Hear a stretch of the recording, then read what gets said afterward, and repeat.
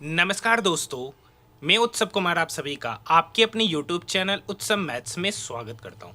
आज की वीडियो में मैं फिर से आप सभी स्टूडेंट के लिए RRB NTPC under graduate CBT 1 जिसका एग्जामिनेशन 8 अगस्त 2025 को थर्ड शिफ्ट में हुआ था, उसमें मैथ जी के रीजनिंग के जितने भी प्रश्न पूछे गए उन सारे प्रश्नों का सॉल्यूशन हम लोग इस वीडियो में देखने वाले। आज हमारा RRB NTPC under graduate level का आज हम लोग छठा सेट का सॉल्यूशन देखने जा रहे। जो अभी तक प्रीवियस 5 सेटों का सॉल्यूशन नहीं देखे तो जाकर देख सकते। आरआरबी एनटीपीसी अंडर ग्रेजुएट का प्लेलिस्ट बना दिया गया। देखिए, मैंने आप सभी स्टूडेंट के लिए आरआरबी एनटीपीसी जो ग्रेजुएट लेवल का एग्जामिनेशन हुआ उसका मैंने कंप्लीट पेपर का हर एक शिफ्टों का कंप्लीट सॉल्यूशन कराया। जो नहीं देखे वो जाकर देख सकते, प्लेलिस्ट बना दिया गया। उसी तरीके से आरआरबी एएलपी का सीबीटी 1 सीबीटी 2 हुआ, उसका भी फुल पेपर का सॉल्यूशन कराया, वो भी जाकर देख सकते।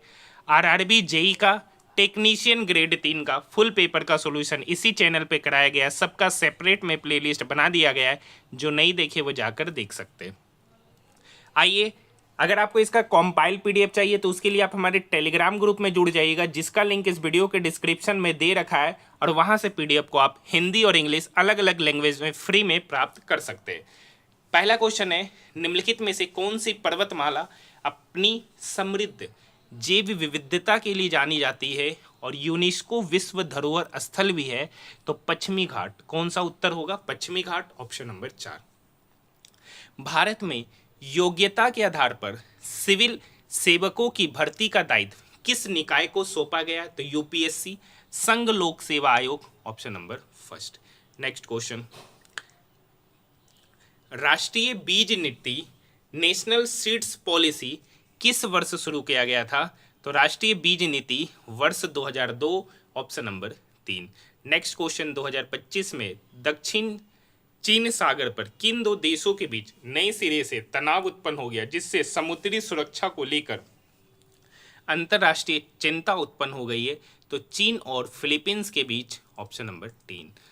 नेक्स्ट क्वेश्चन है, निम्नलिखित में से कौन सा सरकारी कार्यक्रम मुख्य रूप से महिला और बच्चों के स्वास्थ्य देखभाल और पोषण सुनिश्चित करके मानव विकास में सुधार लाने पर केंद्रित है? तो पोषण अभियान, ऑप्शन नंबर 2।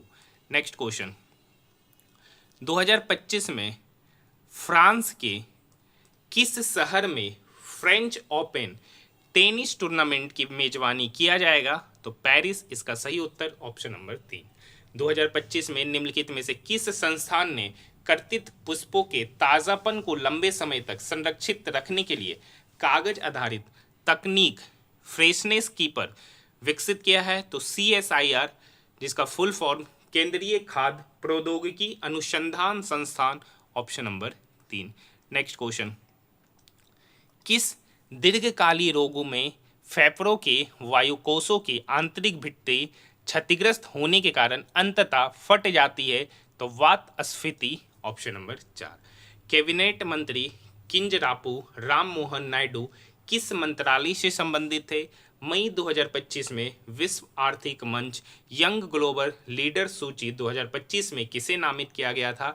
तो नागरिक उड्डयन मंत्रालय के। ठीक है। नेक्स्ट क्वेश्चन, भारत के पहले नौसैनिक अभ्यास इकाई का उद्घाटन संस्करण अप्रैल 2025 में किस अफ्रीकी देश के तट पर आयोजित किया गया था? तो Tanzania, option number first. Next question, SAARC देशों की मुक्त व्यापार व्यवस्था दक्षिण एशियाई मुक्त व्यापार क्षेत्र किस वर्ष लागू किया गया था? तो वर्ष 2006, option number 2। Next question, Bharat में जिला न्यायालय के सिविल प्रशासन का प्रमुख जो होता है वो डिस्ट्रिक्ट मजिस्ट्रेट जिला न्यायाधीश, option number 2। Next question, Sanchi stupa के प्रवेश द्वारों पर पाई गई नक्काशी का उल्लेखनीय विशेषता क्या है? तो जातक कथा का आख्यान, option number first. Next question, 26 जनवरी 2025 को आयोजित भारत के 76वें गणतंत्र दिवस परेड की आधिकारिक थीम क्या थी? तो स्वर्णिम भारत, उसका विरासत और विकास, option number first. Next question, Bharat की राष्ट्रपति द्रौपदी मुर्मू ने मई 2025 में संस्कृत विद्वान जगत गुरु राम भद्राचार्य को कौन सा ज्ञानपीठ पुरस्कार प्रदान किया गया है? तो 58वां। कौन सा ज्ञानपीठ पुरस्कार दिया गया? 58वां 58वां ज्ञानपीठ पुरस्कार संस्कृत के क्षेत्र में जगत गुरु रामभद्राचार्य को दिया गया है।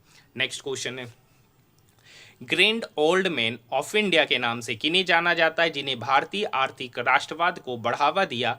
दादा भाई Naoroji, option number first. Next question, ये सभी को आपको पता होगा, क्वेश्चन नंबर 16।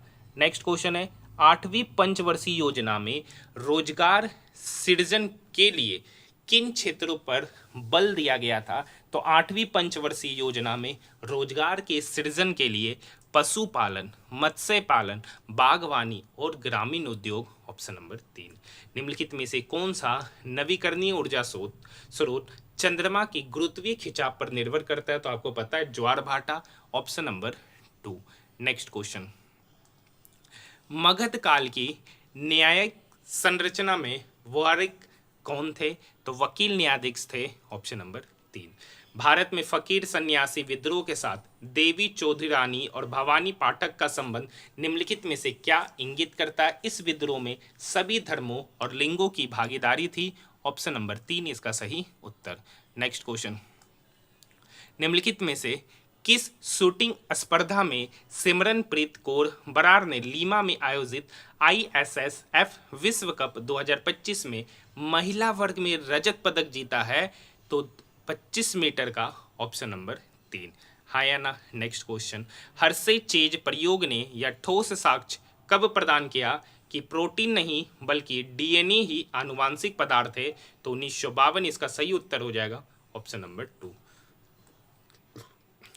किस इंडियन लाइट टैंक ने दिसंबर 2024 में 4200 मीटर से अधिक की ऊंचाई पर विभिन्न रेंजों पर अनेक राउंड फायर करके एक बड़ी उपलब्धि हासिल की है? तो Zorawar, option number 2।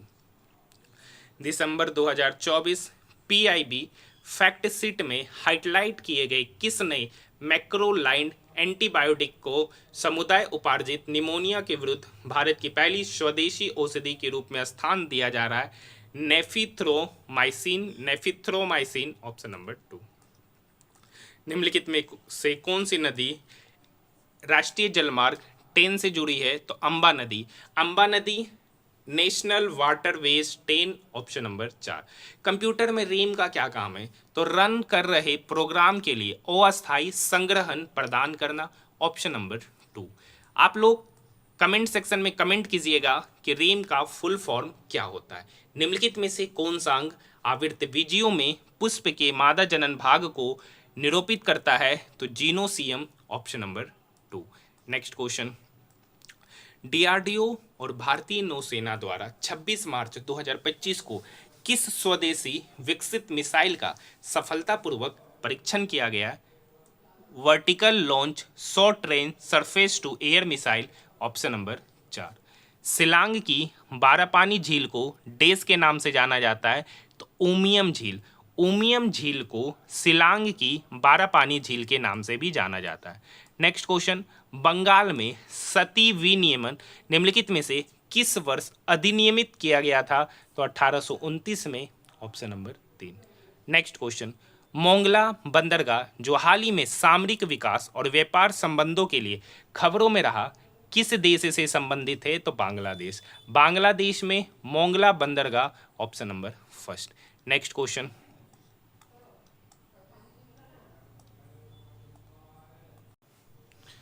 Next question है क्वेश्चन नंबर 32। निम्नलिखित में से कौन सा भारतीय योजना आयोग का सही वर्णन करता है? 1950 में एक सरकारी प्रस्ताव द्वारा निर्मित एक अतिरिक्त संवैधानिक सलाहकार निकाय, ऑप्शन नंबर 3। भारतीय संविधान का कौन सा आर्टिकल लोक कल्याण को बढ़ावा देने का निर्देश देता है? तो आर्टिकल 38। आर्टिकल 38। नेक्स्ट क्वेश्चन, किस भारतीय संस्थान ने एक किफायती उपकरण विकसित किया जो रक्त से प्लाज्मा को तेजी से पृथक करने और पानी को शुद्ध करने में सक्षम है, जिसकी कीमत 1000 है? IIT Allahabad, option number 2। Next question, संविधान में आर्टिकल 239 के अंतर्गत किसी केंद्र शासित प्रदेश को निम्नलिखित में से किसके द्वारा प्रशासित किया जाता है? तो भारत के राष्ट्रपति द्वारा, option number 4।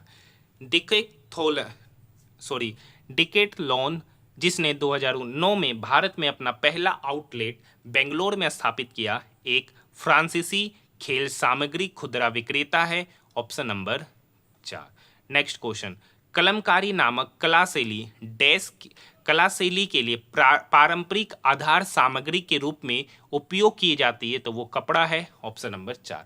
Desktop wallpaper change करने के लिए आप कौन सा विकल्प चुनेंगे? तो setting, personalisation, option number 3। Next, Satavahana साम्राज्य के दौरान आहार या राष्ट्र शब्द किसको संदर्भित करता है? तो जिला, ऑप्शन नंबर 2। नेक्स्ट क्वेश्चन, ज्वालामुखी प्रायः किस प्रकार की प्लेट परिसीमा में पाए जाते हैं? तो अभिसारी और अपसारी परिसीमाएं, ऑप्शन नंबर 2। हाँ या ना? नेक्स्ट क्वेश्चन, अब हम लोग मैथ के सारे प्रश्नों का डिटेल में सॉल्यूशन देखने वाले हैं, क्योंकि आपको पता है मैथ के सारे प्रश्नों का सॉल्यूशन किया जाता है। हाँ या ना? मैथ और रीजनिंग का पूरा है। मैथ के बाद फिर हम लोग रीजनिंग का सॉल्यूशन देखेंगे। 1200 रुपये की राशि है, 4% की दर से 9 माह के लिए SI। तो देखिए यहाँ पर रेट 4% है, तो 9 माह में कितना देगा? तो 1200 का 4% की दर से 9 महीने का ब्याज, मतलब principal into R into T बटे 100। 00 से 00 गया, 9 चौक 36, 36 गुना 12, 36 को 12 से गुना करेंगे तो निकल के आएगा 432 रुपया इसका SI।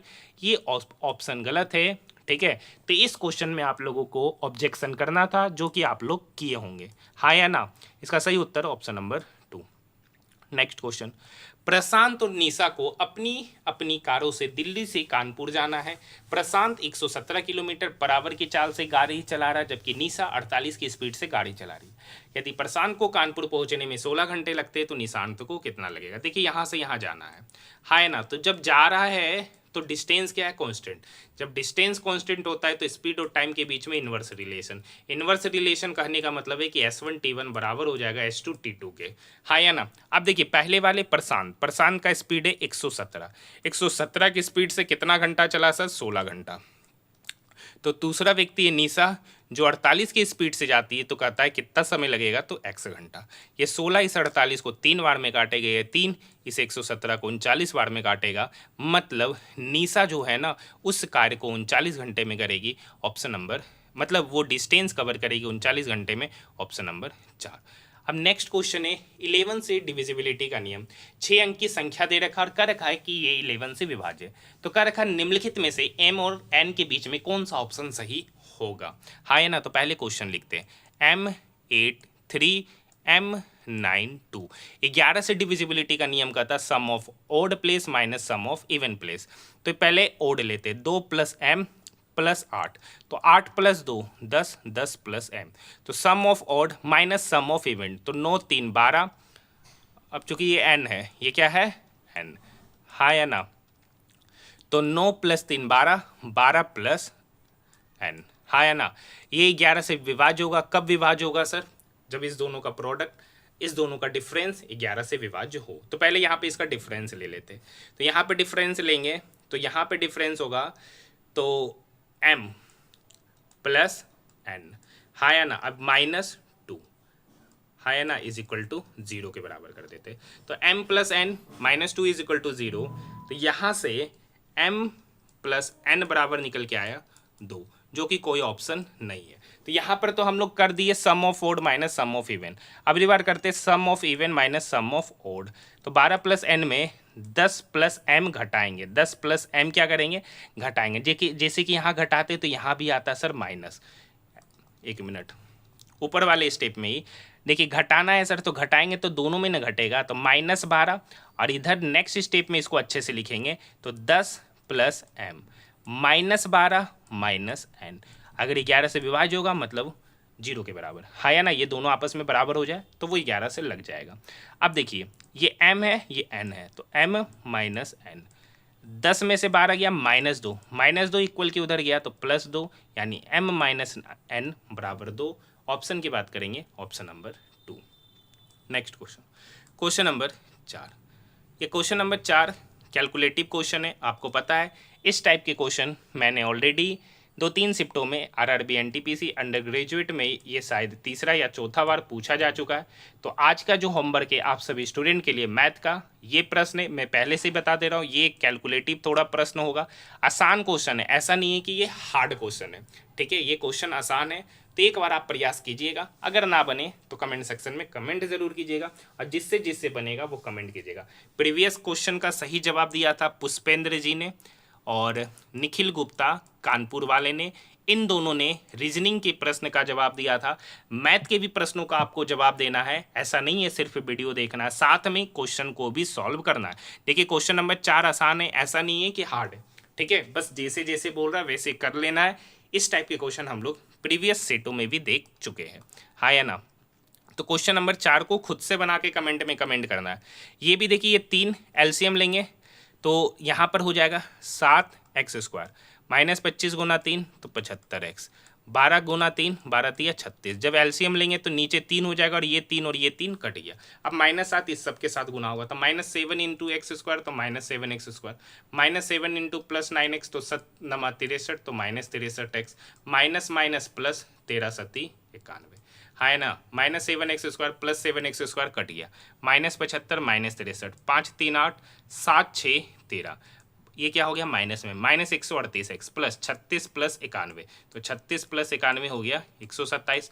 ऑप्शन की बात करेंगे तो ऑप्शन नंबर 2, हाँ या ना। नेक्स्ट क्वेश्चन की ओर बढ़ रहे।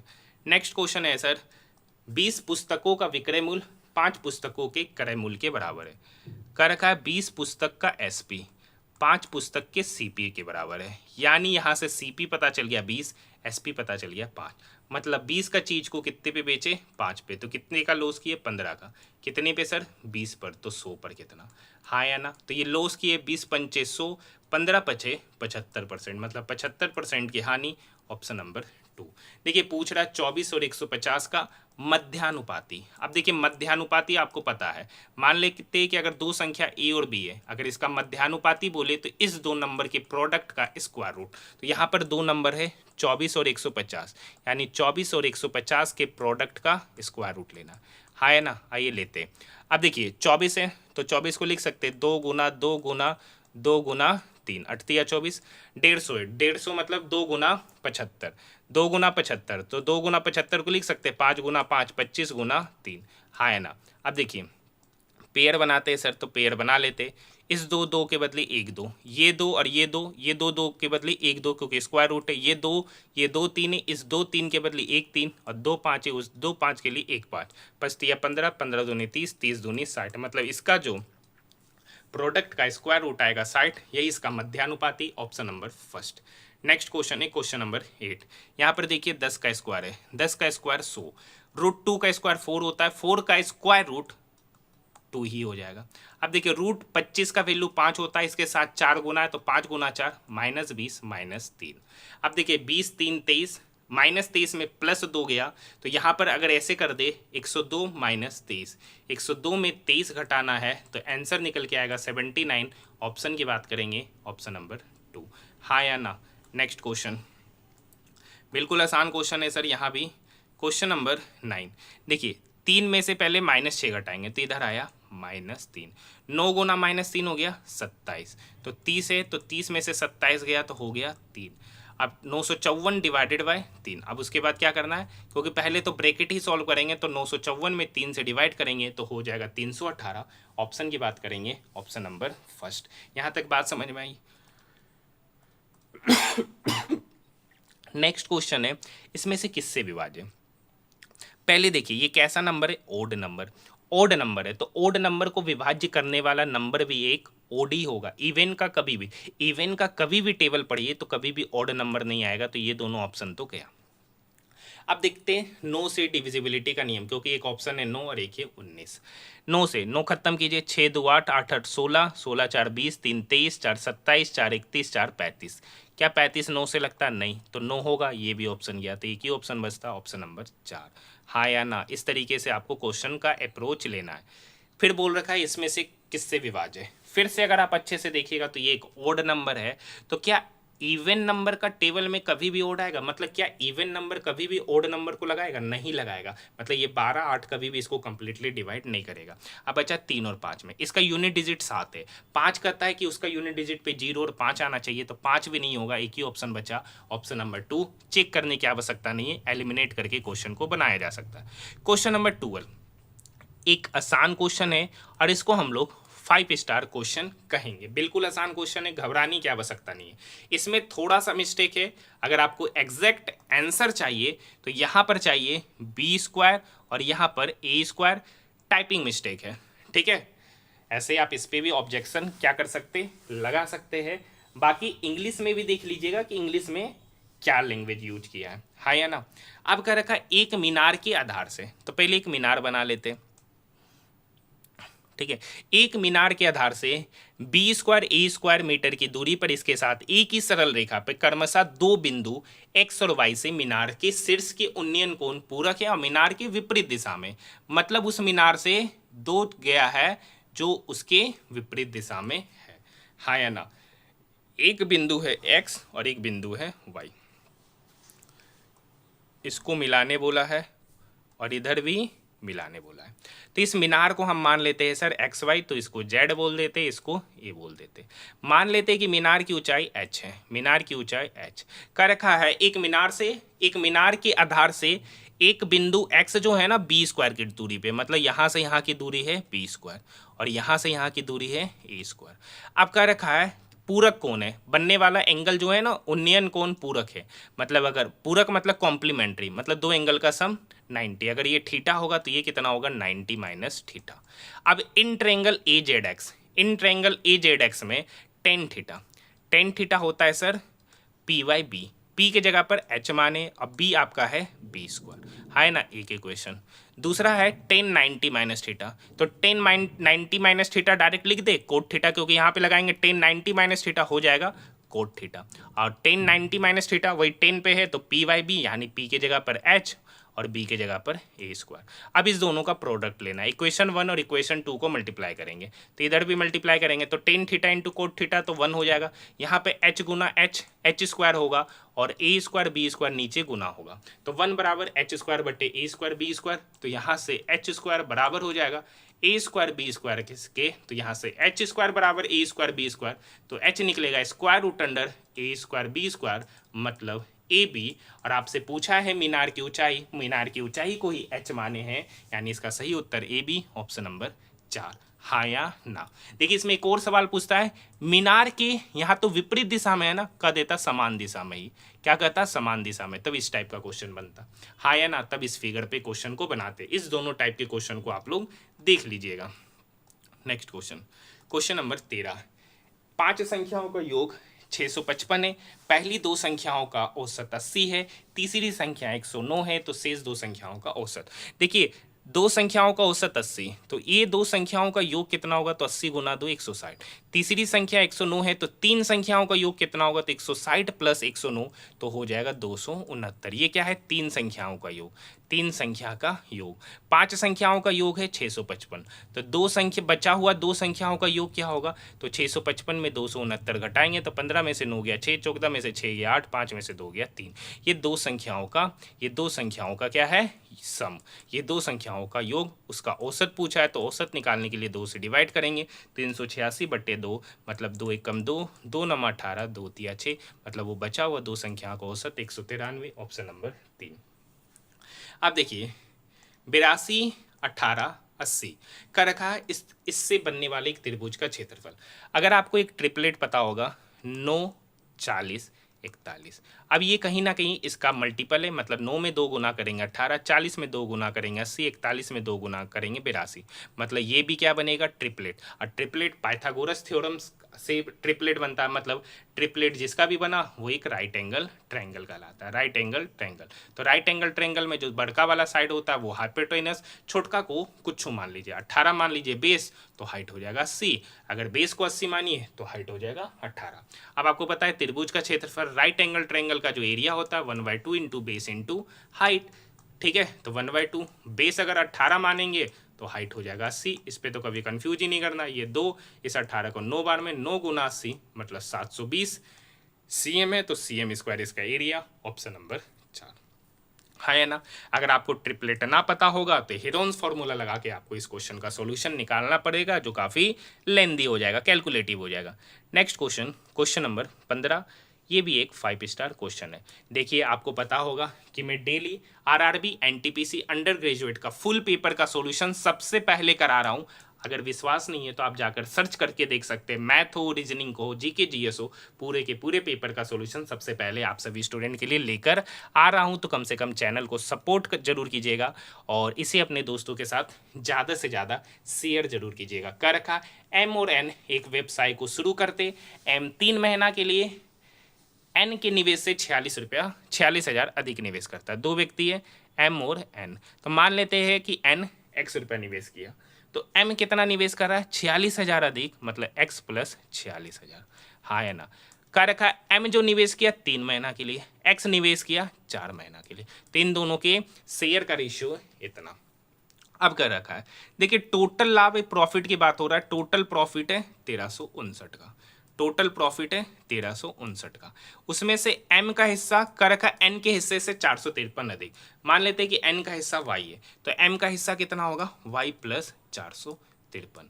अब इस दोनों का सम ही कितने के बराबर? 1359। तो Y प्लस वाई हो गया 2Y plus 453 is equal to 1359। घटाएंगे, 9 में से 3 गया 6, 5 में से 5 गया 0, 13 में से 4 गया 9, यानी 2y बराबर 906। तो y बराबर होगा 2 चौक 8, 2 पंचे 63, मतलब y कितना हो गया? 453। मतलब m का हिस्सा कितना होगा? 453 प्लस 453 दो बार, और n का प्रॉफिट कितना होगा? ओनली 453।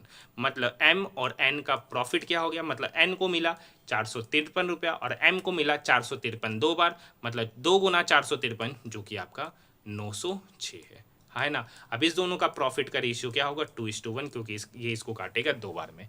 अब इनका जो शेयर का रेशियो होगा वही उनका प्रॉफिट का रेशियो बन जाएगा। मतलब यहाँ पर इनका रेशियो होगा 3 × x प्लस 46,000 बटे 4x, और ये बराबर हो जाएगा m बटे n के प्रॉफिट का रेशियो, जो कि है 2/1। हाँ या ना। बस क्रॉस मल्टीप्लीकेशन करेंगे, 3 गुना x 3x प्लस 46 गुना 3000, तो 46 गुना 3, तो 46 दिया 138 पर 000, ये 4x 2x की तरफ गुना होगा तो 8x, ये 3x 8x की तरफ गया तो घटा, तो 8x में से 3x गया 5x, 5x बराबर 138 000। तो x बराबर 5 दूनी 10, 5 सत्ते 35, 3 पचे 25, मतलब 27,500। 1 मिनट, 5 एकम 5 दूनी 10, 3 5 सत्ते 35, 3 पंचक 30, 27,600 x का हिस्सा। पूछ रहा है m द्वारा निवेशित राशि, तो m कितना निवेश किया? तो x plus 46,000, x plus 46,000, x कितना निकला? तो 27,600 प्लस 46,000। हाँ या ना। दोनों को क्या करेंगे? जोड़ेंगे। तो जब दोनों को जोड़ेंगे तो वैल्यू निकल के आएगा 73,600। ऑप्शन की बात करेंगे, ऑप्शन नंबर 3। यहाँ तक बात समझ में आई? आइए नेक्स्ट क्वेश्चन। क्वेश्चन अच्छा था, काफ़ी अच्छा क्वेश्चन आपके एग्जामिनेशन में देखने को मिला। 16 नंबर देखते।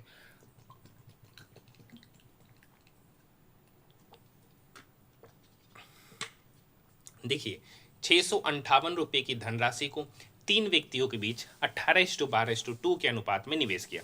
तो मान लेते कि वो 3 व्यक्ति है जिनका नाम है A:B:C, A:B:C।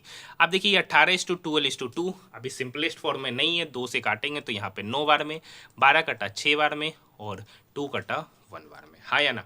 तीनों का सम कितना हो गया? 9 6 15, 15 और 1 16, 16 यूनिट का ही वैल्यू यहाँ पर दे रखा है 658। तो 1 यूनिट का वैल्यू कितना होगा? तो 16 चौक 64, 1 16 एकम 16, 2 16 एकम 16, 2, मतलब लगभग 41.1 मान लेते हैं। हाँ या ना।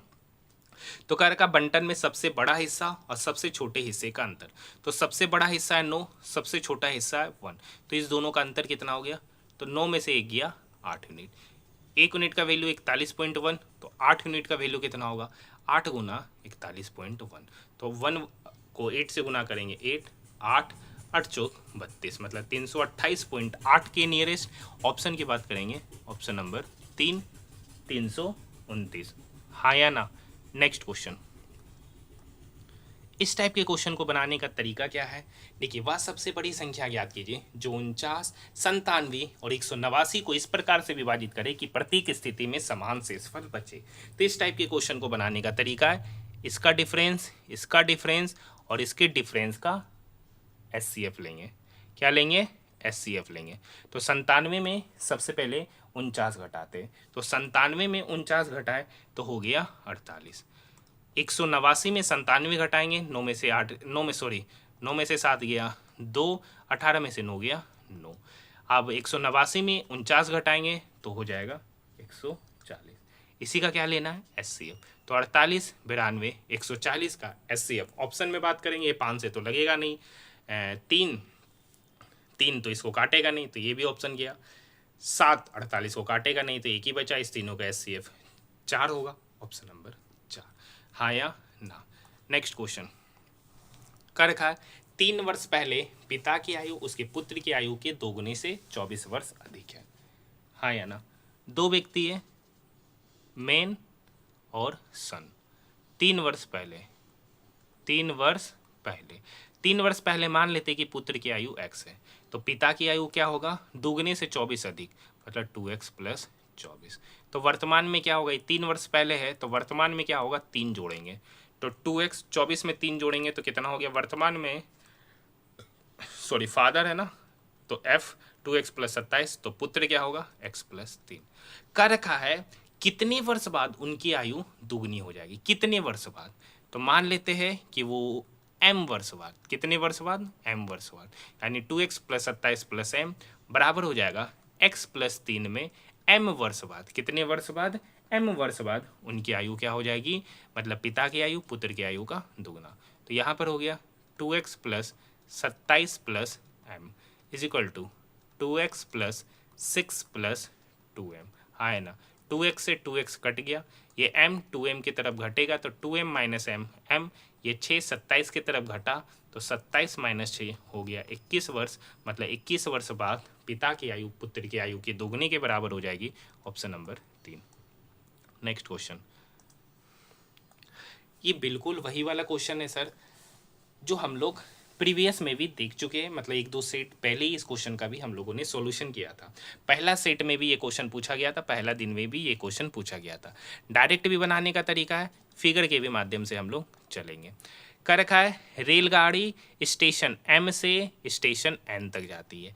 रेलगाड़ी A चलती है, पहले 8:25 AM पे चलती है और 3:25 PM पे पहुंचती है। तो समय कितना लगा? तो 8:25 से 3, 8 4 12, 12 3 7, मतलब 7 घंटे का समय लगा। वापस इधर से आती है, वापस इधर से आई ट्रेन B से जो 10:25 में चलता है और 3:25 PM में पहुंचता है, मतलब दोनों पहुंच रहा है सेम समय में। तो यहाँ पे समय कितना लिया? 10 2 12 3 5 घंटा। है ना? तो इस केस में हम लोग पहले क्या करते? इनके टाइम का रेशियो लेते। तो टाइम का रेशियो हो गया सर 7:5। तो स्पीड का रेशियो क्या हो गया? 5:7। अब इनका जो रेशियो होता है ना, इन्हीं का एलसीएम ले लेते। तो 7 और 5 का एलसीएम ले लिए 35। मतलब मान लिए कि यहाँ से यहाँ की जो बीच की दूरी है वो कितना है? 35 यूनिट है। कितना है? 35 यूनिट। हाँ या ना? तो अब इस कहानी को फिर से अच्छे से समझेंगे कि यहाँ से यहाँ की दूरी हो गया सर 35 यूनिट। कितना हो गया? 35 यूनिट बोलिए या किलोमीटर बोलिए, कोई ज़्यादा फर्क पड़ने वाला है नहीं। अब देखिए, पहला वाला ट्रेन है ना 8:25 में चला, दूसरा वाला ट्रेन 10:25 में चला। ये जब भी मिलेगा 8:25 और 10:25 के बीच में नहीं मिलेगा, 10:25 के बाद मिलेगा, क्योंकि ये 2 घंटा पहले चला, ये 2 घंटा बाद चला। जब भी मिलेगा 2 घंटा बाद, मतलब 10:25 के बाद ही मिलेगा, चाहे जब मिले। तो पहले ए को 2 घंटा चला देते, पहले ए को 2 घंटा चला देते। ए 1 घंटा में 5 यूनिट चलता है, तो 2 घंटा में कितना चलेगा? तो 2 घंटा में चलेगा 10 यूनिट। हाँ या ना? तो टोटल बचा कितना यूनिट? 35 यूनिट। अब यहाँ पे टाइम हो गया 10:25 AM। ठीक है, अब टाइम हो गया 10:25 AM और इसके लिए भी टाइमिंग हो गया 10:25 AM। तो टोटल डिस्टेंस कितना बचा? 35 में से 10 चल गया तो बचा हुआ डिस्टेंस हो गया 25 यूनिट। ये 25 यूनिट को ही कवर कराना है। तो बचा कितना? 25। ये चल कैसे रहा है सर? विपरीत। ये इधर से आ रहा है और ये इधर से आ रहा है, तो जहाँ पे आ रहा है वहाँ पे टाइम क्या होगा, कांस्टेंट। जब टाइम कांस्टेंट तो ये दोनों का टाइम कितना लगेगा, तो टोटल 25 यूनिट डिस्टेंस कवर करना है और उसको कवर करने के लिए समय लगेगा, मतलब स्पीड का रिलेटिव स्पीड होगा, क्योंकि विपरीत दिशा से आ रहा है तो विपरीत दिशा में रिलेटिव स्पीड जुड़ता है, तो 7 + 5 मतलब 12। ये यूनिट है तो यूनिट बोलिए 25/12 घंटा लगेगा। तो 25/12 घंटा मतलब 12 दूनी 24, 2 घंटा प्लस 1/12 घंटा। ये घंटा में है तो इसको मिनट में कन्वर्ट करेंगे तो ये 12, इस साइड को 5 बार में, तो समय लगेगा 2 घंटा 5 मिनट का। समय लगा 2 घंटा 5 मिनट का, हाँ या ना। कर रखा ए और बी का मिलने का समय। अब देखिए शुरुआत किया 10:25 में, क्योंकि 8:25 में तो मिलेगा नहीं, जब भी मिलेगा 10:25 के बाद मिलेगा। तो 10:25 के कितना घंटे बाद, तो 2 घंटा 5 मिनट बाद।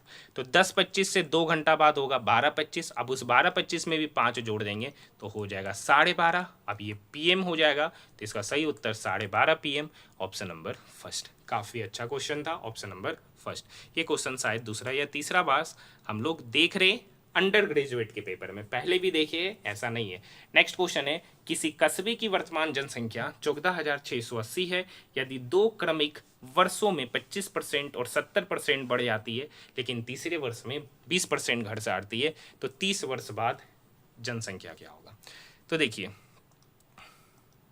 टोटल जनसंख्या है 14,680। 2 क्रमिक वर्षों में पहला साल 25% का वृद्धि हुआ, तो देखिए 25% का फ्रैक्शन वैल्यू होता है 1/4। वृद्धि हुआ मतलब 4 का चीज कितना हो गया 5, मतलब 5/4। उसी तरीके से 70% का वृद्धि, तो 70% का फ्रैक्शन वैल्यू 7/10। वृद्धि हुआ तो 10 का चीज में 7 बढ़ा तो हो कितना गया 10 7 70/10। उसी तरीके से 20% घटा तो हो कितना गया 80%। फ्रैक्शन वैल्यू मतलब 4/5। हाँ है ना, ये 5 से 5 क्या हो गया कट गया, ये 4 से 4 क्या हो गया कट गया, ये 0 से 0 क्या हो गया कट गया। फाइनली बचा 1468 गुना 17, हाँ या ना। तो 68 56 का 6 मतलब यूनिट डिजिट में 6, एक ही ऑप्शन है, ऑप्शन नंबर फर्स्ट, हाँ या ना। समझ में आया। नेक्स्ट क्वेश्चन कर रखा है, यदि किसी निश्चित धनराशि पर दूसरे वर्ष के दौरान अर्जित ब्याज 2352 रुपया है और ब्याज की दर 5% वार्षिक है, तो धनराशि पूछ रहा है। देखिए 5% का फ्रैक्शन वैल्यू होता है सर 1/20। तो 2 साल का है तो 20 का स्क्वायर कितना हो गया 400 यूनिट। तो मान लेते हैं कि प्रिंसिपल कितना है 400 यूनिट। तो इस 400 पे पहला साल ब्याज कितना देगा, तो 400 का 1/20, तो 400 का 1/20 20। दूसरा साल ब्याज कितना देगा, तो 400 का 1/20 20। ये तो ऐसा ही हो गया, लेकिन CI क्या होता है ब्याज पे ब्याज, मतलब फिर 20 का 1/20, तो 20 का 1/20 मतलब 1 यूनिट। सिर्फ बात करेंगे पहला साल कितना ब्याज दिया 20 यूनिट, सिर्फ दूसरा साल कितना दिया, तो 20 + 1 मतलब 21 यूनिट। टोटल कितना ब्याज दिया, तो 20 + 21 41 यूनिट। लेकिन ये नहीं बोला टोटल 2 वर्ष का ब्याज, ये कह रखा दूसर के वर्ष देता है 2352 रुपया ब्याज। दूसर के वर्ष कितना यूनिट ब्याज दिया 21 यूनिट, यही 21 यूनिट का वैल्यू दे रखा है 2352। तो 1 यूनिट का वैल्यू कितना होगा, तो 23 21 एकम 21 2, 21 एकम 21 4, 21 दूनी 42। तो 1 यूनिट का वैल्यू 112 पूछ रहा है धनराशि। तो धनराशि कितना है 400 यूनिट। 1 यूनिट का वैल्यू 112, तो 400 यूनिट का वैल्यू 400 गुना 112, तो 112 चौक 448। 448 पे डबल जीरो, ऑप्शन की बात करेंगे ऑप्शन नंबर 3, हाँ या ना। नेक्स्ट क्वेश्चन है, यदि 5,000 रुपये अंकित मूल्य वाली एक वस्तु 10% और 5% की क्रमिक छूट दी जाती है, तो अंतिम विक्रय मूल्य आपसे पूछ रहा है, SP पूछ रहा है। ठीक है, अब देखिए एक वस्तु है जिसका अंकित मूल्य 5,000 है, उस पर पहले 10% का छूट दिया, तो 10% का छूट दिए तो बेचे कितना में 90%, मतलब 90/100। फिर 5% का छूट दिया तो बेचे कितना 95, 95% का वैल्यू 19/20, हाँ या ना।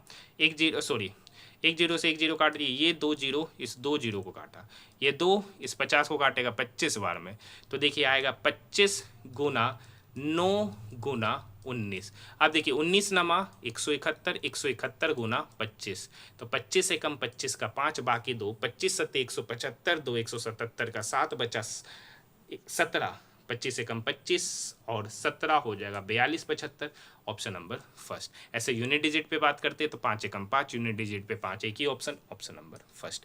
इस तरीके से भी कर सकते थे। नेक्स्ट क्वेश्चन, नीति नितिन ने कुछ पेंसिलें 180 रुपया प्रति दर्जन की दर से खरीदा, उसने 17 रुपया प्रति पेंसिल की दर से बेच दिया। मतलब एक पेंसिल का एसपी है, एक पेंसिल का एसपी है 17 रुपया, एक पेंसिल का सीपी कितना है? देखिए 180 रुपया में के को खरीदा, एक दर्जन, एक दर्जन मतलब 12 पीस, तो एक को खरीदा कितने में? 15 रुपया में, क्योंकि 180 बट्टे 12 मतलब 15 रुपया उस वस्तु का सीपी। अब 15 में खरीदा सर, 17 में बेच दिया, तो प्रॉफिट कितने का हुआ? 2 का। कितने पे? 15 पर, तो 100 पर कितना?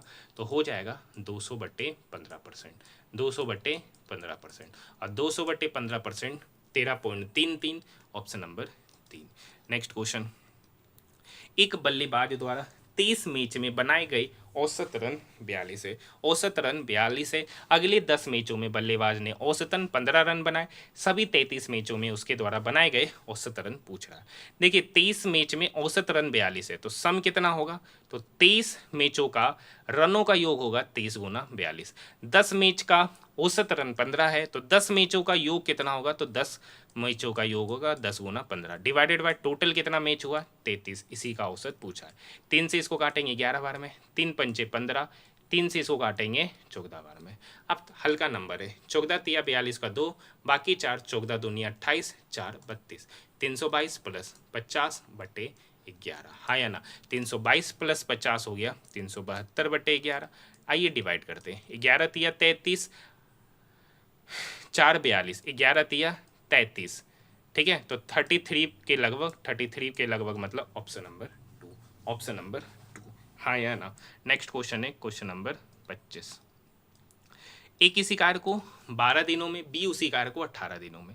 देखिए ए है, एक कार्य को 12 दिन में करता है, बी उसी कार्य को 18 दिन में करता है, तो दोनों का एलसीएम कितना होगा? 12 18 36, मतलब टोटल वर्क हो गया 36। ए 12 दिन में 36 काम किया, तो ए का एफिशिएंसी 3, मतलब एफिशिएंसी 1 डे वर्क। बी 18 दिन में 36 काम किया, तो बी एक दिन में काम करेगा 2, मतलब एफिशिएंसी 2। अब करता है, वे दोनों 4 दिनों तक साथ में काम किए। एक दिन में कितना काम करेगा? 3 + 2 5, एक दिन में 5 काम करेगा, तो 4 दिन में कितना काम किया? तो 4 गुना 5 मतलब 20 काम किया। 36 में से 20 काम कर लिया, तो बचा कितना काम? 16। अब इस 16 काम को कौन कर रहा है? ए और बी साथ में। सॉरी, बचा कितना काम? ये नहीं पूछा कार्य का कितना भाग बचा, तो बचा कितना कार्य? 16। कितने में सर? 36 में, तो इसी का फ्रैक्शन पार्ट पूछ रहा है। तो 4 चौक 16, 4 नमा 36, मतलब कितना कार्य बच गया? तो 4/9, ऑप्शन नंबर 4। ये क्वेश्चन एनटीपीसी यूजी में बार बार पूछे जा रहे हैं। नेक्स्ट क्वेश्चन, नेक्स्ट क्वेश्चन है, जया एक काम को 30 दिन में, जया एक काम को 30 दिन में, जया और सुषमा, जया और सुषमा उसी काम को 21 दिनों में, जया सुषमा और हिना, जया सुषमा और हिना उसी काम को 14 दिन में करते। तो सबसे पहले 30 21 14 का हम क्या करेंगे? एलसीएम लेंगे।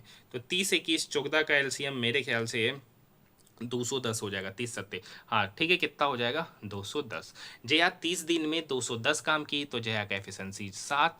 जया प्लस सुषमा 21 दिन में 210 काम की, तो जया प्लस सुषमा का efficiency 10। Jaya plus Sushma plus Hina 14 दिन में 210 काम की, 14 एकम 14, 7 14 25 70, मतलब जया प्लस सुषमा प्लस हिना की एफिशिएंसी हो गया 14। अब सवाल ये थोड़ी ना, सवाल पूछ रहा है कि तीनों मिलकर, जया और हिना, कौन पूछ रहा है? जया और हिना उस कार्य को कितने दिनों में करेंगे? टोटल कार्य है 210, इस 210 कार्य को जया और हिना, जया का एफिशिएंसी यहाँ देखिए सर 7, हिना का कितना है? तो जया प्लस सुषमा का 10, जया प्लस सुषमा प्लस हिना का 15, तो हिना का कितना निकलेगा? 15 - 10 मतलब 15 - 10 मतलब 5। हिना का कितना हो गया? 5, हाँ या ना? हिना का कितना हो गया? 5। अब इस काम को करने बोल रहा है जया और हिना, तो जया का एफिशिएंसी 5 और सॉरी हिना का एफिशिएंसी 5, जया का एफिशिएंसी 7, तो दोनों के एफिशिएंसी का जोड़ हो गया 7 + 5 12, हाँ या ना? तो कह रखा उस काम को जया और हिना कितने समय में करेंगे? तो 210/12। अब ये किससे कटेगा सर? 3 से कटेगा, 3 दूनी 6, 6 दूनी 12, और ये 6 से कटा, 6 तिया 18, 6 तिया 18, 3 6 पंचे 30, मतलब 35/2 दिन में जया और हिना उस कार्य को समाप्त करेंगे, ऑप्शन नंबर 3, हाँ या ना? नेक्स्ट क्वेश्चन, एक दुकानदार 3500 रुपये में एक साइकिल खरीदता है और उसे 20% की छूट पर बेचता है। मान लेते हैं कि एक वस्तु का एमपी है, एमपी ही एक वस्तु का एमपी कितना है? एमपी, हाँ है ना? अब उस पर 20% का छूट दिया, तो 20% का छूट दिए तो बेचे कितना में? 80%, 80% ही उसका क्या बन गया? एसपी। अब क्या रखा है कि उसको कोई लाभ या हानि नहीं हुआ, मतलब वो खरीदे मूल्य पर बेच दिया, मतलब वो कितने के बराबर हो गया, 3500 के। हाँ है ना, क्योंकि लाभ और हानि कुछ नहीं हुआ, मतलब जितना में खरीदे होंगे उतना में ही बेच दिए, मतलब हमारा एसपी ही सीपी बन गया। हाँ है ना, ये कटा है 20 चौका 80, 20 पंचे 100, ये 4 ये डबल जीरो मतलब 100 को काटेगा 25 बार में, तो 25 गुना 35, तो यहाँ से एमपी हो गया, ऊपर में 35 गुना 25। हाँ है ना, और नीचे ये 5 है ये, तो इधर जाके क्या होगा, गुना। हाँ या ना, अब देखिए 25 पंचे 125, 125 गुना 35, बस इसको क्या करना है, गुना, गुना कीजिएगा, ऑप्शन नंबर फर्स्ट निकल कर आ जाएगा 4375। नेक्स्ट क्वेश्चन, नेक्स्ट क्वेश्चन बेहद ही शानदार जानदार, जो बोलना है बोल सकते हैं। हाँ या ना, क्या रखा है, ए बी सी डी एक समलम चतुर्भुज है, ये पहले भी पूछ गया, ये एक दो शिफ्टों में ऑलरेडी हम लोगों ने देख लिया है। हाँ या ना, क्या रखा है, B C parallel A D, मतलब अगर इसका नाम बी देते, इसका नाम सी देते, तो ये ए हो गया, ये डी, क्या रखा है, ये और ये पैरेलल है। हाँ है ना, क्या रखा है, ए सी बराबर सी डी, मतलब ये ए सी और सी डी को मिलाने बोला। हाँ या ना, ये ए सी और सी डी क्या है, बराबर है। आगे एंगल ए बी सी 19, मतलब ये वाला एंगल कितना है, एंगल के लिए दूसरा ले लेते हैं, ठीक है, एंगल ये कितना है सर, 19, और कर रखा बी ए सी मतलब ये एंगल कितना है, 137। हाँ या ना, अब एक बात बताइएगा सर, एक बात बताइएगा, ये लाइन और ये लाइन पैरेलल, ये उसके लिए ट्रांसवर्सल लाइन होता है ना, तो आपको पता है एक ही ओर के दो अंता कोणों का योगफल कितना होता है, 180, मतलब ये, सॉरी देखिए ये लाइन और ये लाइन पैरेलल, और ये उसके लिए ट्रांसवर्सल लाइन, ये उसके लिए क्या हो गया, ट्रांसवर्सल लाइन, ये वाला लाइन क्या हो गया, ट्रांसवर्सल, तो एक ही ओर के दो अंता कोणों का योगफल 180 होता है, एक ही ओर के दो अंता कोणों का योगफल 180, मतलब इसका प्लस इसका सम 180, ये तो 137 है, तो इसको क्या मान लेते हैं, एक्स, ठीक है, तो x plus 137 plus 19 is equal to 180, पता है, ठीक है, एक ही ओर के दो अंता कोणों का सम कितना हो जाता है, 180, तो इसी कंसेप्ट का हम लोग क्या करेंगे, यूज करेंगे।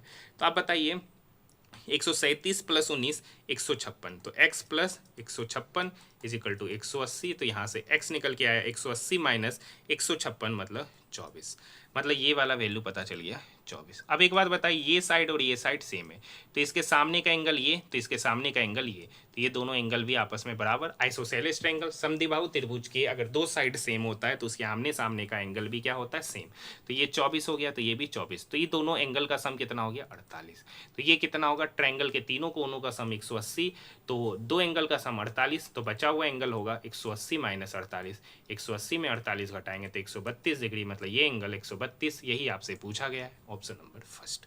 हाँ है ना, क्वेश्चन नंबर 29 बेहद ही आसान, कर रखा 12 सेंटीमीटर आधार और 8 सेंटीमीटर ऊंचाई वाले त्रिभुज का क्षेत्रफल आपसे पूछा जा रहा है। अब देखिए क्या रखा है, तो त्रिभुज का क्षेत्रफल 1/2 आधार इंटू ऊंचाई, तो आधार यहाँ पे 12 है, ऊंचाई 8 है, ये 2 इस 12 को 6 बार में, 8 गुना 4 मतलब 48 cm square, option number first. Next question है 65 का 65%, तो 65 का 65% मतलब 65 गुना 65/100, कर रखा है कि 15 के 1/5, तो 15 का 1/5 3 से कितना अधिक है, तो देखिए 65 गुना 65 मतलब 65 का स्क्वायर, अब 65 का स्क्वायर होता है 4225, अब 4225 में 100 से डिवाइड करेंगे तो हो गया 42.25, और ये कितना है 3, तो क्या रखा है ये 42.25 3 से कितना अधिक है, तो इसमें से इसको घटाएंगे तो निकल के आएगा 39.25, कितना अधिक है 39.25, ऑप्शन नंबर 2। हाँ या ना। अब हम लोग चल रहे रीजनिंग के प्रश्नों की ओर, तो सबसे पहले आप लोग मुझे आप कमेंट सेक्शन में जरूर कमेंट कीजिएगा कि आप लोग इस वीडियो का सिर्फ जीके वाला पार्ट देखे, कि रीजनिंग वाला पार्ट देखने के लिए आए, कि मैथ वाला पार्ट देखने के लिए, कि पूरे के पूरे पेपर का सॉल्यूशन देखने के लिए आए, कमेंट सेक्शन में कमेंट करके जरूर बताइएगा। देखिए इस बार आप लोग इस वीडियो में उस तरीके का इंटरेस्ट नहीं दिखा रहे जैसा कि आप लोग ग्रेजुएट लेवल के पेपर में दिखा रहे थे, हाँ है ना, तो कम से कम इसे ज़्यादा से ज़्यादा शेयर कीजिए, मुझे भी मोटिवेशन मिलेगा आगे और भी अच्छे से वीडियो को लाने का, हाँ है ना। देखिए 102 से 108 जाने में 6 बढ़ा है, 108 से 120 जाने में 12 बढ़ा है, 120 से 138 जाने में 18 बढ़ा है, 138 से 162 जाने में 24 बढ़ा है, तो अगली बार कितना 6 12 18 24, तो अगली बार 30 बढ़ाएंगे, तो 162 में 30 बढ़ाएंगे तो 192, ऑप्शन नंबर 4, हाँ या ना। नेक्स्ट क्वेश्चन देख रहे, next question question number 2 try कीजिए तब तक। नेक्स्ट क्वेश्चन एक बार आप लोगों ने अच्छे से पढ़ लिया है, क्वेश्चन क्या कह रखा है, JKMLNOS गोलमेज सम्मेलन वाला क्वेश्चन। टोटल कितने व्यक्ति, 1 2 3 4 5 6 7। कर रखा ओ के बाएं से गिरने पर ओ और जे के बीच में 3 व्यक्ति बैठे। एम के दाएं से गिरने पर के और एम के बीच में केवल 3 व्यक्ति। के का रिलेशन दे रखा है 2 जगह, तो के से स्टार्ट करते हैं। कर रखा है एम के दाया, एम यहाँ है तो एम का दाया हो तो इधर होगा, तो एम के दाएं से गिरने पर के और एम के बीच में 3, 1 2 3, मतलब के कहाँ बैठेगा, यहाँ। के और एम के बीच में 3। एस के ठीक दाएं पड़ोस में, एस के बारे में कह रखा के ठीक दाएं पड़ोस में, मतलब एस यहाँ पर। आगे के लाइन है एम और जे का निकटतम पड़ोसी एन है। जे तो इधर बैठेगा नहीं, तो एम और जे है, दोनों का निकटतम पड़ोसी एन है। आगे की कहानी का रखा है, ठीक है। तो ओ के बाएं से गिरने पे ओ और जे के बीच में 3 व्यक्ति। ओ के बाएं से, तो ओ के बाएं से गिरने पर 1 2 3 4 5 6, 1 2 3 4 5 6 7, सही है। हाँ, ओ के बाएं से गिनेंगे तो ओ इधर है, तो ओ के बाएं से गिनने पर ओ और जे के बीच में, हाँ, ओ और जे के बीच में 3 व्यक्ति, मतलब जे यहाँ है तो ओ और जे के बीच में 3 व्यक्ति हो ही रहा है, मतलब ओ यहाँ बैठेगा। तो एक पर्सन कौन छूट गया है सर, एक पर्सन छूट गया एल, तो एल कहाँ बैठेगा, यहाँ। तो कह रखा एल के बाएं से दूसरा, तो एल तो यहाँ है, तो एल के बाएं से दूसरा, तो बाएं तो इधर ही जाएगा, तो बाएं से दूसरा पर मिलेगा N, option number first. Question number 3 का सॉल्यूशन नहीं कराते, बोर्ड मास रूल पे बनने वाला आसान क्वेश्चन होता है, साइन कन्वर्जन के नियमों का पालन करते हुए जाना है, हाँ या ना। 7 बॉक्स एक के ऊपर एक रखे गए। आ गया आपका बॉक्स वाला, 1 2 3 4 5 6 7, हाँ या ना। जी और ए के बीच में 2 बॉक्स रखा गया। जी और ए के बीच में क्या कर रखा है, 2 बॉक्स। कहाँ पे नहीं पता। बी के ऊपर केवल एफ को, हाँ, बी के ऊपर केवल एफ को, मतलब यहाँ पे रखा गया है। ए के नीचे कोई भी बॉक्स नहीं है, मतलब ए सबसे नीचे वाले पोजीशन पे। ई को सी के ठीक नीचे किसी स्थान पे रखा गया, लेकिन डी के ऊपर कहाँ रखा गया नहीं पता। अब क्या रखा, जी और ए के बीच में 2 बॉक्स, तो जी और ए यहाँ है तो 1 2, तो जी और ए के बीच में 2 बॉक्स, मतलब जी यहाँ पर होगा। अब क्या रखा, बी के ऊपर केवल एफ को रखा गया, ये हो गया। ई को, अब क्या रखा, ई को सी के नीचे, मतलब ई को सी के नीचे किसी स्थान पर और डी के ऊपर किसी स्थान पर रखा, ये पूरा का पूरा पैटर्न बन गया। तो डी और एफ के बीच में कितना बॉक्स, डी यहाँ पर है, एफ यहाँ है, इसके बीच में टोटल कितना बॉक्स, 1 2 3 4, टोटल 4, ऑप्शन नंबर 3, हाँ या ना। तो ये क्वेश्चन एक मैंने करा दिया। आज का होमवर्क है क्वेश्चन नंबर 5। आज का होमवर्क है आप सभी स्टूडेंट के लिए क्वेश्चन नंबर 5 रीजनिंग का। कमेंट सेक्शन में कमेंट जरूर कीजिएगा। प्रीवियस क्वेश्चन का मात्र 2 व्यक्ति सही उत्तर दिए थे, निखिल गुप्ता जी और पुष्पेंद्र जी, ठीक है। तो सिर्फ 2 ही व्यक्ति इस वीडियो को नहीं देख रहे, जितने भी व्यक्ति इस वीडियो को देख रहे, कम से कम जो क्वेश्चन आपको देते हैं वो क्वेश्चन कमेंट सेक्शन में कमेंट करके जरूर बना के बताइए, ठीक है। बाकी क्वेश्चन आसान ही देते, ऐसा नहीं है कि हार्ड वाला देते। एक निश्चित कूट भाषा में एल्प्स को इतना, पुणे को इतना, तो एल्प्स और पुणे में एक वर्ड कॉमन है, लेटर पी। डिजिट में बात करेंगे 3257 1346, दोनों में एक डिजिट कॉमन है 3, तो पी के लिए 3, ऑप्शन नंबर 3। यहाँ देखते हैं 9 चौक 36, 9 पंचे 45, 9 चौक 56, 9 सती 63, 9 अठी 72, तो वाट के अलावा एक होता 9 नमा 81, लेकिन इस पे नहीं गया। अब 51 से 64, 4 में से 1 गया 3, 6 में से 5 गया 1, 13, 64 से 77, 13 जोड़े, 77 से 90, 13 जोड़े, तो इस वाट के स्थान पर क्या होगा, 90 + 13, तो 90 + 13 103, ऑप्शन नंबर 3। क्वेश्चन नंबर 8 देखिए, एल के बाद एन, एम छोड़कर, एन के बाद पी, ओ छोड़कर, पी के बाद क्यू छोड़कर आर के बाद एस आता है, एस को छोड़ना है, उसके बाद आएगा टी। ये दोनों ऑप्शन गया, हाँ या ना। अब देखिए दूसरा है, 14 में 3 जोड़ेंगे 17, 17 में 3 जोड़े 20, 20 में 3 जोड़े 23, 23 में 3 जोड़ेंगे 26, मतलब 3 के साथ 26, एक ही ऑप्शन है, ऑप्शन नंबर 4। अब देखिए नेक्स्ट क्वेश्चन है वही सेम वाला, मेड को इतना, हैम को इतना, तो मेड और हैम में 3 डिजिट कॉमन है, 3 लेटर कॉमन है, एम ए, और उसके लिए डिजिट कॉमन की बात करेंगे तो 4 7 2, 4 7 2, मतलब एम ए ई के लिए हो गया 4 7 2, तो एच पूछ रहा है, तो एच यहाँ पर है, तो यहाँ पे 4 7 2, एम ए ई के लिए, तो एच के लिए हो जाएगा 5, ऑप्शन नंबर 2। नेक्स्ट क्वेश्चन, ये बिल्कुल आसान क्वेश्चन है सर। ऐसे कितने प्रतीक हैं जिनमें से प्रत्येक के ठीक पहले एक संख्या और ठीक बाद भी एक संख्या। कर रखा है ऐसा कितना प्रतीक है जिसके पहले संख्या और बाद भी संख्या, मतलब दो संख्या के बीच में प्रतीक। यहाँ पर देखिए दो संख्या के बीच में प्रतीक, दो संख्या के बीच में प्रतीक, दो संख्या के बीच में प्रतीक, दो संख्या के बीच में प्रतीक, दो संख्या के बीच में प्रतीक, दो संख्या के बीच में प्रतीक। टोटल कितना बना? 1 2 3 4 5 6, total 6, option number 4। Next question कर रखा है, ये क्वेश्चन बिल्कुल आसान क्वेश्चन है सर। कर रखा है a प्लस ई, तो a प्लस मतलब पुत्री है, मतलब a जो है ना a की पुत्री है, a पुत्री है a की, हाँ है ना।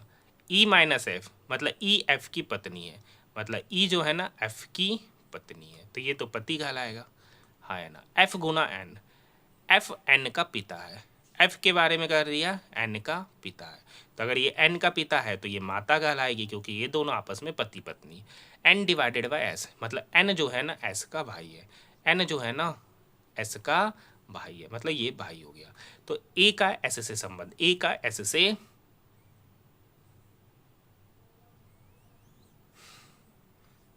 एक minute, a plus E, a जो है ना e की पुत्री है, a प्लस ई,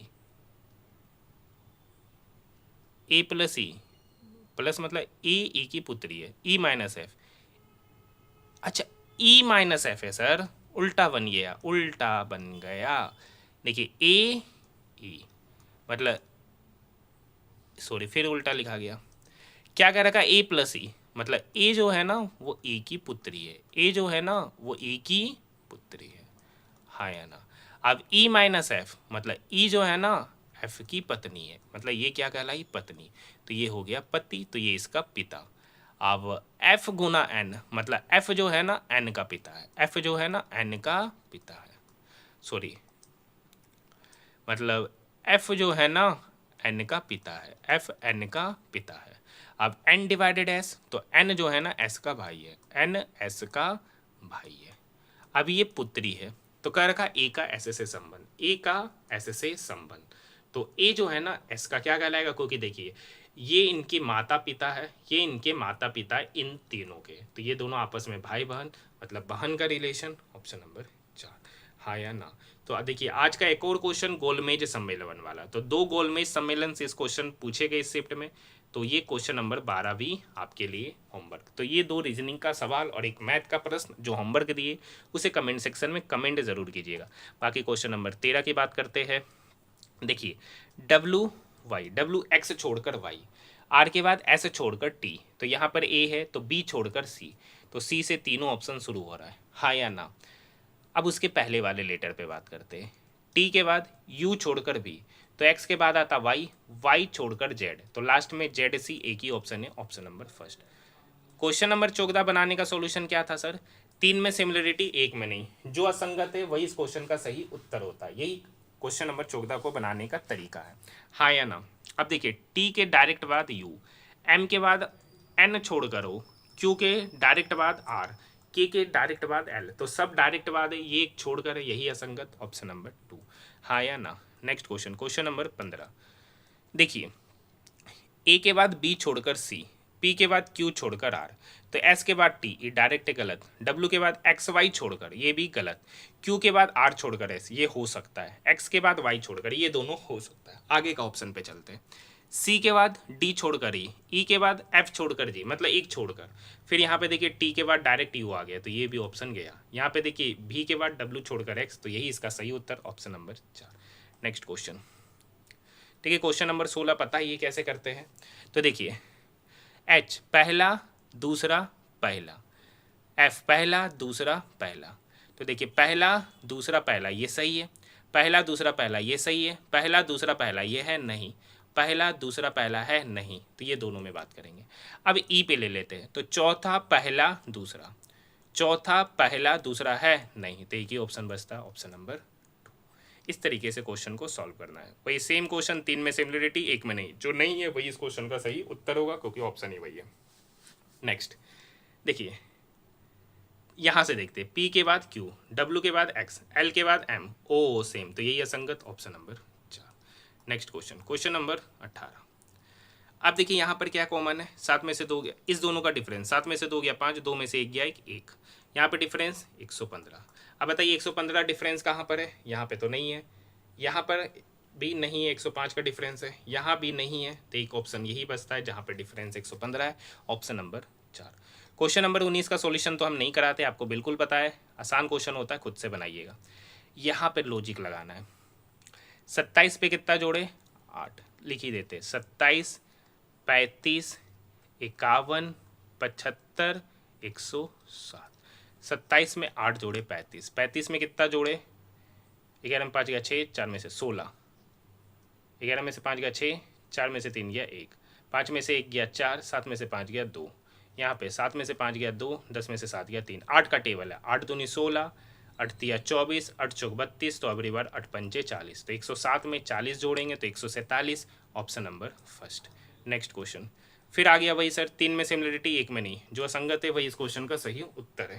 तो यहाँ पे देखिए जे के बाद के एल छोड़कर एम, के एल छोड़कर एम, जी के बाद एच आई जे के, यहाँ पे चौथा पोजीशन, एन के बाद R, O P Q R चौथा पोजीशन, डी से H, E F G H चौथा पोजीशन, यही असंगत है क्योंकि ये तीसरा पोजीशन पे है। नेक्स्ट क्वेश्चन, सभी भौतिक विज्ञानी रसायन शास्त्री कर रखा है, सभी का सभी फिजिसिस्ट, केमिस्ट्री शास्त्री, रसायन शास्त्री, केमिस्ट है। अब कोई भी रसायन शास्त्री जीव विज्ञान नहीं है, कोई भी केमिस्ट, ठीक है, जीव विज्ञानी नहीं है, तो ये बन जाएगा। तो कोई भी जीव विज्ञानी भौतिक विज्ञानी नहीं है, बिल्कुल सही है, क्योंकि सारा का सारा फिजिक्स केमिस्ट है और कोई भी केमिस्ट बायोलॉजियन नहीं है, तो ये बात सही है सर। कुछ जीव विज्ञानी भौतिक विज्ञानी नहीं है सर, तो केवल निष्कर्ष 1 जो कि ऑप्शन नंबर 4 में है। क्वेश्चन नंबर 23 का सॉल्यूशन नहीं कराते, आप खुद से कीजिएगा। क्वेश्चन नंबर 24 बिल्कुल आसान है, कर रखा है प्रत्येक इवन नंबर में 2 जोड़ा गया, प्रत्येक ओड नंबर में 2 घटाया गया, तो इस प्रकार बनी नई संख्या में अंतिम 2 और पहले 2 का योग, तो अंतिम 2 है 7 1 और बनी संख्या में नई संख्या अंतिम 2 और पहला 2, 7 1 और 6 2 का सम, तो पहले 7 ओड है तो ओड में 2 घटाएंगे 5, 1 भी ओड है, सम में 2 जोड़ना, अच्छा विषम में भी 2 जोड़ने ही बोल रहा है, विषम में भी क्या बोला है, जोड़ना, तो 7 में से 2 जोड़े 9, 1 में भी 2 जोड़े 3, 6 में 2 जोड़े 8, 2 में 2 जोड़े 4, यही चारों का योग निकालना है, क्योंकि यहाँ का लास्ट 2 यहाँ के लास्ट 2 का सम, तो 9 3 12, 12 8 4 12 8 20, 20 + 4 24, ऑप्शन नंबर 3, हाँ या ना। अब देखिए आरोही क्रम किसको बोलता है सर, आरोही क्रम मतलब इंक्रीजिंग ऑर्डर, मतलब जो दिया गया नंबर है उसको इंक्रीजिंग ऑर्डर में सरियाइए और देखिए कि कितने का स्थान अपरिवर्तित हुआ है, कितने का स्थान अपरिवर्तित हुआ है। तो नंबर है 7 1 6 4 2 9 3 8, इंक्रीजिंग ऑर्डर में सरियाना है, तो 1 2 3 4 5 है नहीं, 6 7 8 9, तो देखिए ये बदल गया, ये बदल गया, ये बदल गया, यहाँ पर है नहीं बदला उसका पोजीशन, फिर सारा बदल गया, तो टोटल एक ऐसी संख्या जिसका स्थान अपरिवर्तित है, ऑप्शन नंबर 2।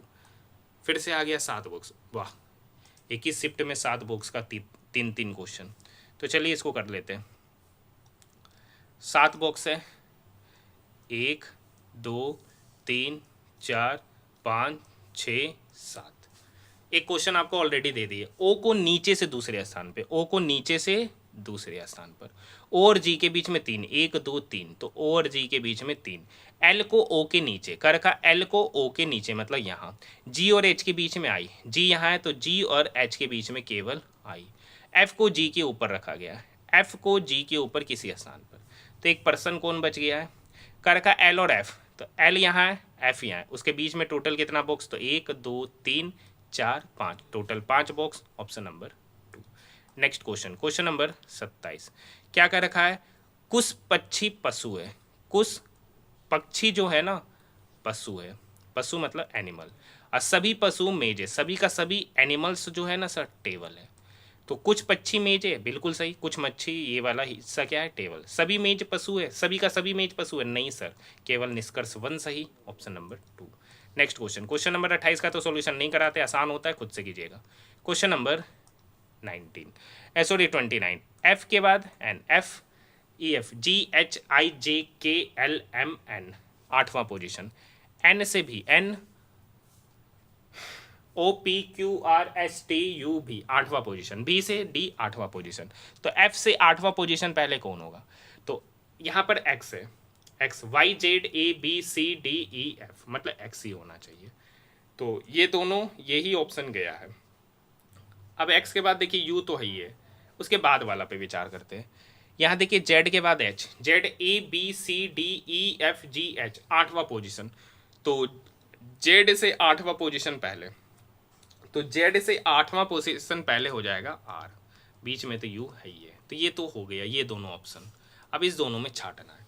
अब देखिए 13, 24, 46, 13, 24, 46, 90, 178। तो 13 से 24, 4 में से 3 गया कि 11, यहाँ 6 में से 4 गया 2, 22, यहाँ पे 10 में से 6 गया 4, 10 में से 6 गया 4, 4, हाँ या ना, यहाँ घटाएंगे 8, 17 में से 9 गया 8, मतलब गुना हो रहा है। 11 का दुगुना 22, 22 का दुगुना 44, 44 का दुगुना 88, तो 88 का दुगुना 8 दूनी 16, 8 दूनी 16 और 1 17, मतलब 178 में 176 जोड़ना है। 8 6 14, 7 7 14, 1 15, 1 1 2 और 1 3, मतलब XUR 354। ऑप्शन की बात करेंगे, ऑप्शन नंबर 3, ऑप्शन नंबर 3।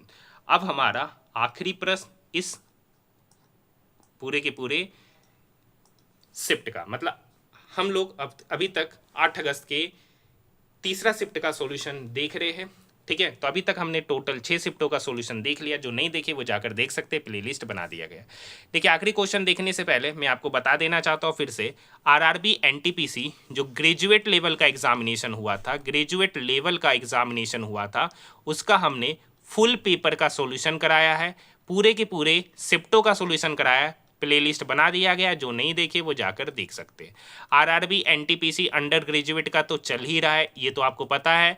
उसका अभी तक हमने 6 शिफ्टों का सॉल्यूशन देख लिया। जो नहीं देखे जाकर देख सकते, इसका भी प्लेलिस्ट बना दिया गया। आपको पता है कि RRB ALP का CBT 1 भी हुआ था और CBT 2 भी हुआ था, CBT 1 भी हुआ था, 2 भी हुआ था। इसका भी मैंने फुल पेपर का सॉल्यूशन कराया। जो नहीं देखे वो जाकर देख सकते। RRB JEE का एग्जामिनेशन हुआ था 2024 में, इसका भी मैंने फुल पेपर का सॉल्यूशन कराया। जो नहीं देखे वो जाकर देख सकते, प्लेलिस्ट बना दिया गया।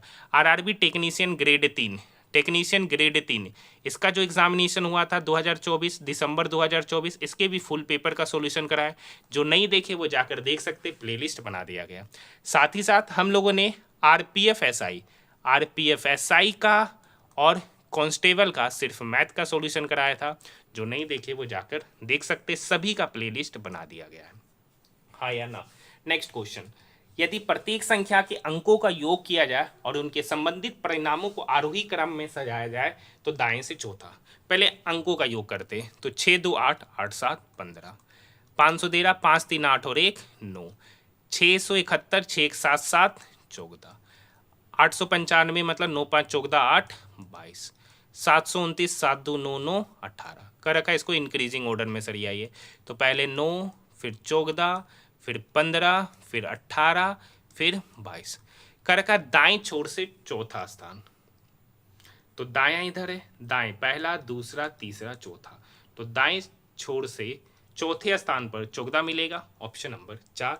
आज हमारा RRB NTPC 8 अगस्त का भी थर्ड शिफ्ट का भी पेपर समाप्त होता है। देखिए कौन कौन पूरा का पूरा पेपर का सॉल्यूशन देखे, कमेंट सेक्शन में कमेंट जरूर कीजिएगा। जो सिर्फ मैथ का देखे है वो मैथ के बारे में कमेंट कीजिएगा, जो रीजनिंग देखे वो रीजनिंग के बारे में कमेंट कीजिएगा कि सिर्फ मैं रीजनिंग देखने के लिए इस वीडियो को देखा हूँ। जो पूरा का पूरा पेपर का सॉल्यूशन देखे कमेंट सेक्शन में कमेंट जरूर कीजिएगा और इसे ज़्यादा से ज़्यादा लोगों के साथ शेयर कीजिए ताकि आपको और भी ज़्यादा इंटरेस्टिंग टॉपिक के बारे में जानकारी मिल सके। क्योंकि मुझे अगर मोटिवेशन मिलेगा, क्योंकि ज़्यादा से ज़्यादा लोगों के साथ शेयर किया जाएगा तो मुझे भी मोटिवेशन मिलेगा और भी आप लोगों के लिए अच्छा करने का। मिलते हैं हम लोग नेक्स्ट वीडियो में।